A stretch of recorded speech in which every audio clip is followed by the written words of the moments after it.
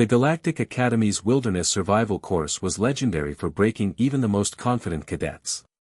Professor Zildar, a four-armed Zenthari with decades of experience, had designed the 48-hour forest challenge to push students beyond their comfort zones. What he hadn't anticipated was Jake Morrison. Remember, Zildar's translator device crackled as he addressed the mixed species class. You have 2 standard cycles to demonstrate basic survival skills. Build shelter, secure water, and survive.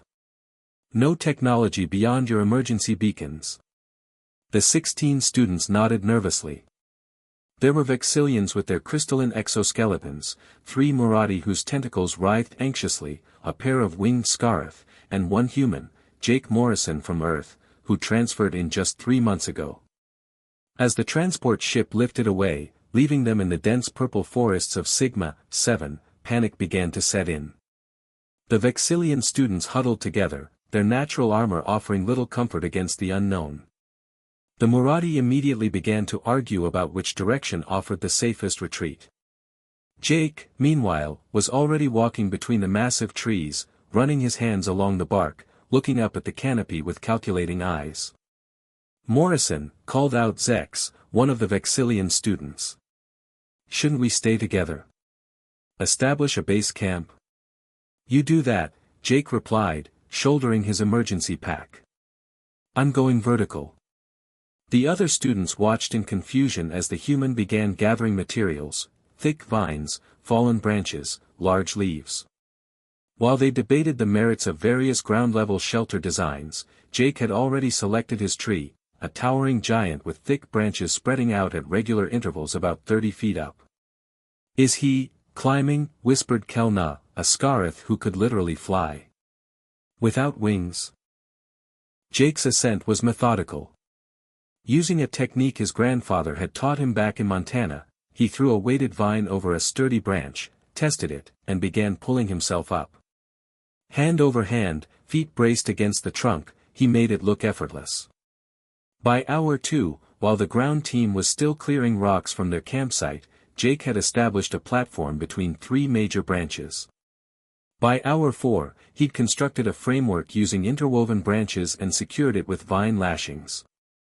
The other students had stopped their own work entirely, staring upward in disbelief.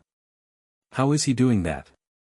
Zex asked Professor Zildar, who had been monitoring remotely via drone. The professor's mandibles clicked in fascination. Humans evolved as persistence hunters and natural engineers. Their ancestors built primitive shelters for millennia. It's in their genetic memory. By hour 6, Jake had accomplished what seemed impossible. A full treehouse stood 30 feet above the forest floor, complete with a slanted roof of layered leaves for rain protection, a woven floor that distributed weight across multiple branches, and even a small elevated area he'd designated as a lookout post. He'd also rigged a water collection system using large leaves angled into his emergency container, and had identified 3 edible plant species within arm's reach of his structure. When he descended via a rope ladder he'd braided from vines, the other students mobbed him. How? Demanded Thrix, the largest Murati. Our appendages are more numerous than yours. We should have greater construction capability. Jake shrugged, accepting some water from Kelna. Maybe it's not about having more hands. It's about knowing what to do with the ones you've got. He gestured to his treehouse. Back on Earth, kids build these for fun. My first one, I was 12 years old. For fun. Zexa's translator struggled with the concept. You construct elevated shelters as recreational activity? Sure. Also forts, treehouses, snow caves, lean-tos. Jake counted on his fingers. My dad made me spend every summer with my grandpa in the woods. Said every Morrison needed to know how to survive with nothing but their wits and what nature provides. Professor Zildar materialized via hologram, his expression unreadable. Cadet Morrison, in 6 hours you've constructed shelter that exceeds our 72-hour benchmark. Explain your methodology. Jake walked the group through his process, identifying load-bearing branches, using natural cordage, distributing weight, creating waterproofing, establishing sight lines. What amazed the others most was how he'd evaluated every material before using it, testing branch strength, checking for rot, ensuring vine flexibility.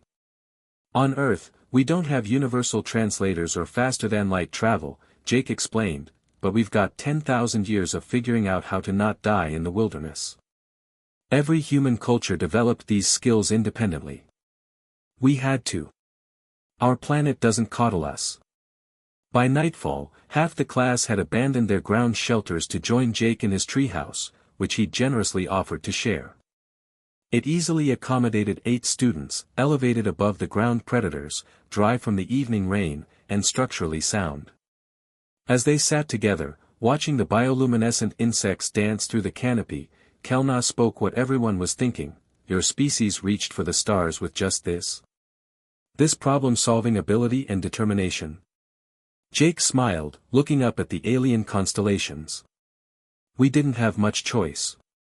Earth's got earthquakes, hurricanes, droughts, floods, predators, diseases, and extreme temperatures. We learned to adapt or die. Somewhere along the way, we stopped seeing obstacles as barriers and started seeing them as challenges. He patted the solid platform beneath them. This is easy compared to what my ancestors survived. They crossed oceans on wooden boats, traversed deserts, climbed mountains, explored frozen wastelands. All without any of the tech you guys take for granted. Terrifying, muttered Thrix, though there was admiration in his tone. Nah, Jake countered, lying back to stargaze. Just human. When Professor Zildar reviewed the test results, Jake Morrison scored highest in resourcefulness, structural engineering, and adaptive thinking. His report included a note that would become famous throughout the Galactic Academy: recommend increased wilderness survival training for all species. The humans have been doing it right all along. And in the equipment manifest for future survival courses, one item was added to the prohibited technology list: previous knowledge of human camping traditions. Unfair advantage.